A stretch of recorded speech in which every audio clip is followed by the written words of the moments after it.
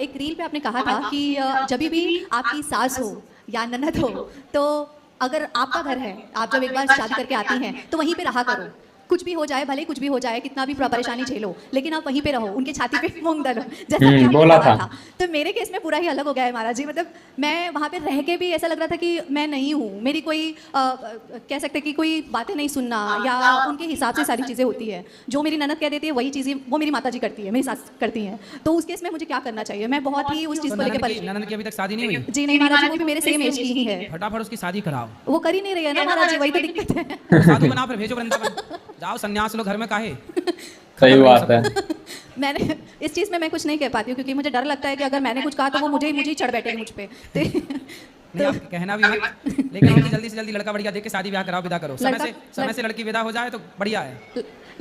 आप ही उनको कुछ कह दीजिए कि कुछ ऐसा हो जाए, क्योंकि उनको तो काफी फोटोज, मैं तो बात नहीं करती उनसे, लेकिन खट्टी चल रही है। काफी कुछ उथल पुथल हो चुका है महाराज जी। तो सासू माँ से भी हो चुका है उसी के चक्कर में, लेकिन मेरा मन नहीं मानता महाराज जी। मैं चाहती हूँ कि मैं एक साथ सबको लेके चलूँ, बट मैं कुछ कर नहीं पाती। बहुत अच्छी सोच है इनकी। जब माँ अपनी बेटी के चक्कर में पड़ जाती है ना, तो फिर वो दोनों माँ बेटी दोनों गुरु शिष्य हो जाती हैं। महाराज जी मैं उन्हें अकेली कोई हो समझा नहीं जाती। सकता। यदि माँ बेटी की ट्यूनिंग बन गई तो फिर उन्हें ब्रह्मा नहीं समझा सकते। है ना? जैसे आज एक बेटी अपनी माँ को यहाँ छोड़ के भाग गई हमारे पास वृद्धाश्रम में। बताओ। तो बेटियाँ यदि अपने, अब जैसे उसकी शादी भी हो जाएगी ना, तो पति के संग में नहीं रह पाएगी अच्छे से जी, क्योंकि वो जहाँ माँ और बेटी की ट्यूनिंग बैठी, फिर वहाँ दो परिवार बिगड़ते। अभी एक्चुअली वो कमा रही है ना महाराज जी, तो उन्हें ऐसा लगता है कि मेरी बेटी कमा रही है तो वो मेरा घर देख लेगी। अच्छा, तो इसलिए माँ शादी नहीं कर रही है। नहीं कर... शादी करेंगी तो पैसा चला जाएगा। लालच। और वो रुकती भी है ना महाराज जी, उनको फोटो दिखाया जाता है, बट वो सारे लड़कों को मना कर देती है। सारे लड़कों को कई फोटोज दिखाए गए हैं मेरे रिश्तेदारों में, लेकिन वो पसंद ही नहीं करती किसी को। अच्छा है वो लड़के बच ही रहे बेचारी से, भला है वो लड़कों का बच गए। तो उस केस में क्या करना चाहिए महाराज जी? बचने दो लड़कों को, ना मारो ना मरवाओ। तो मैं अभी वहाँ से अलग रहती हूँ महाराज जी। आप अलग ही रहो बिल्कुल, क्योंकि बहुत दिक्कत हो गई थी महाराज जी इस वजह से। तो मैंने कुछ गलत तो नहीं किया? क्योंकि नहीं मैं अलग रहो। तो आपकी सास आपसे बात नहीं करती? नहीं महाराज जी, यहाँ आने से पहले, वृंदावन से आने से पहले मेरी बेटी एडमिट हो गई थी। हाँ। काफ़ी उसे इन्फेक्शन हो गया था ब्लड में, तो जिस वजह से हमने उसको एडमिट किया था। तो उस समय में वो आई थी, वो जो भी उन्होंने जो भी जेवरात चढ़ाए थे शादी के समय, वो सारी चीज़ें उन्होंने मांग ली महाराज जी। अच्छा, मांग के चली गई? हाँ जी। तो वो आपने दे दिया? हाँ मैंने दे दिया, क्योंकि मैं ये नहीं चाहती। मेरे पतिदेव ने कहा कि हमें किसी की बदुआ नहीं लेनी है। सही है, दे दो। तो माँ लेके माँ आई थी, ननद आई थी? माँ ने मांगा था। आपके पति कितने भाई हैं? 2 भाई हैं महाराज। तो उनके पास एक भाई रहते हैं माँ के? नहीं, हम ही रहते थे महाराज जी उनके साथ। तो दोनों भाई अलग, केवल माँ बेटी रहती हैं? जी, और उनके हस्बैंड मेरे ससुर जी। अच्छा, देखो ये होता है, स्त्रियाँ अपनी बेटी के पक्ष में अपने बेटों से बिगाड़ लेती है। बहुत सारा केस है ये, एक पहला ऐसा नहीं है। आज माँ को आजकल बेटे अच्छे नहीं लगते, बेटियाँ अच्छी लगती हैं। और बेटे बाहर कर देती है माँ, बेटियों को घर में घुसा के रखती हैं। और सुनो, और बेटी भी अकेली चाहिए, दामाद को भी बाहर करा देती है, तलाक वलाक करा के, चल बाहर, केवल बेटी। ये है, ये बहुत सारे केस हैं। ये माँ, इसलिए तो कहते हैं भारत में जितने भी तलाक होते हैं 90% लड़की की माँ की गलती से होते हैं।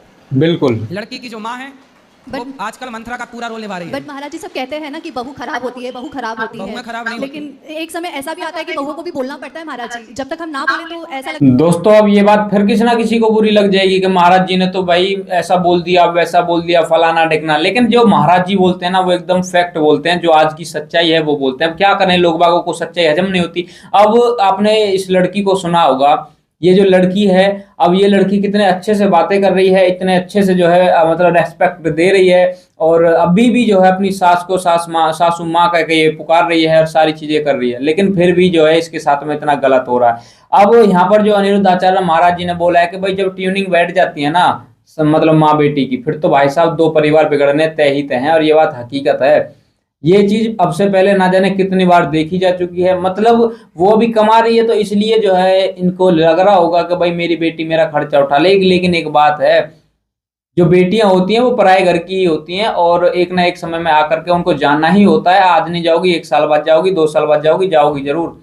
लेकिन फिर भी जो है कुछ मतलब महिलाएं ऐसी होती हैं जो सास बनने के बाद में भाई साहब मतलब ये दिखाती हैं कि भाई अब तो हम सास बन गए, अब तो हम जो है पूरा रौब झाड़ेंगे। मतलब सास बनने की जैसा लगता है इनको जैसे कोई उपाधि मिल गई हो, इनको कोई पावर मिल गई हो।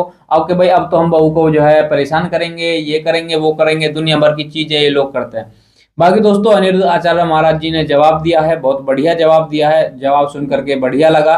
और अनिरुद्ध आचार्य महाराज जी ने एक सजेशन भी इनको दिया है कि भाई अलग रहो, मस्त रहो, सुखी रहो। और हम भी इनसे एक ही बात कहना चाहेंगे, कोई दिक्कत नहीं है, वो आपके पास लौट करके जरूर आएंगी। अभी नहीं आ रही है, कोई वो नहीं है, कोई समस्या नहीं है। लेकिन आने वाले समय में उनको समझ आ जाएगा कि भाई जो मेरी बहू और मेरे बेटा है वो ही मेरे लिए सही हैं।